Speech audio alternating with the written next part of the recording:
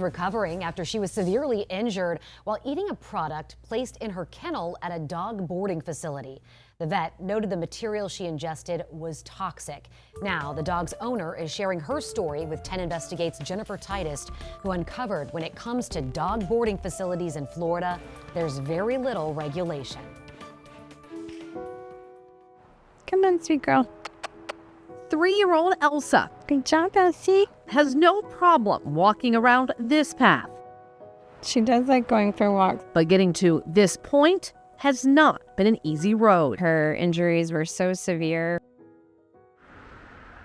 Back in August, Shiva Burton dropped Elsa off for a 1-month stay at Puppy Manor in Hillsborough County. My son had camps and I was traveling with the military. I'm a reservist, active reservist with the Air Force. And so I had some Air Force active duty days. The day before she was to fly back home, she received a call from the kennel. She said that Elsa had chewed something hanging inside of the kennels, which was a board that the dogs couldn't see each other as they were inside the kennels. And she said she had a scratch on her tongue and on her leg, and she thought she should go to the vet.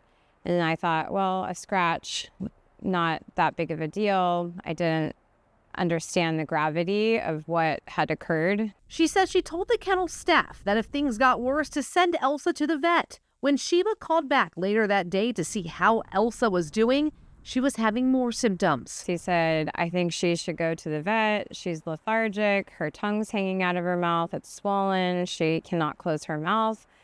And I said, please urgently take her to the vet. Gandy Animal Hospital is around the corner. Like, what's happening? Yeah. This doesn't make sense from a scratch on her tongue and on her leg.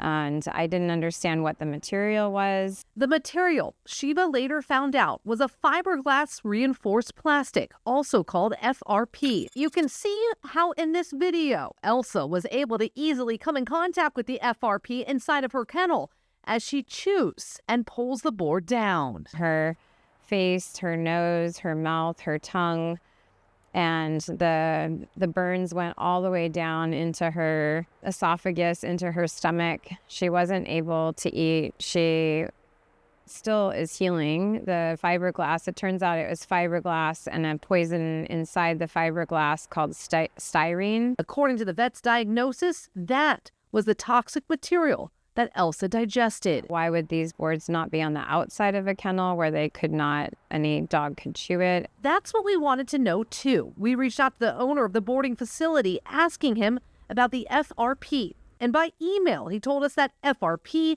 is an extremely common material utilized in the dog boarding and daycare business. The reason being it is durable, cleanable, yet lightweight material. I have been involved in 15 different kennels over the last 12 years, and nearly every one of them utilized FRP within the facility. He also said numerous kennel companies actually build their products using FRP. He attached links to the kennels, but none of their photos look like the one Elsa was in, where she was able to pull the board down that looked to be attached with zip ties. When I showed you that video of the material inside the kennel in a different county, is that something that you guys would be looking out for here in Pinellas County? Correct. That is certainly a hazard and something that we would potentially see on the outside of a kennel, but not something that we would see inside the kennel. Jennifer Runner is the interim director for the county's animal services. She says in Pinellas County, dog boarding facilities are licensed and inspected.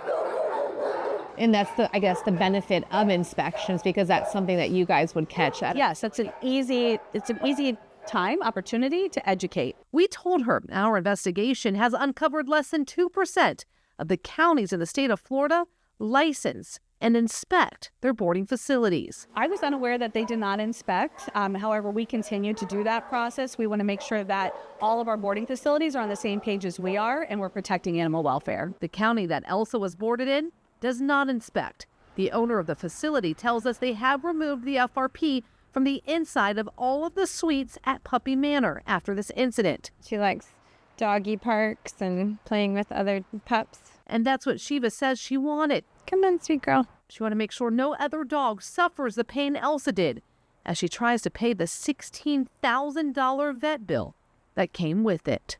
And the kennel's owner tells us they have paid the initial $4,000 of Shiva's vet bill and also comped about $2,000 worth of boarding. They also filed an insurance claim at the time of Elsa's injuries to see if they could help Miss Burton further, a claim which is still being evaluated by their insurance carrier. You can read his full statement and also check to see whether or not the county you live in licenses their dog boarding facilities on our app right now. Jennifer Titus, 10 Investigates.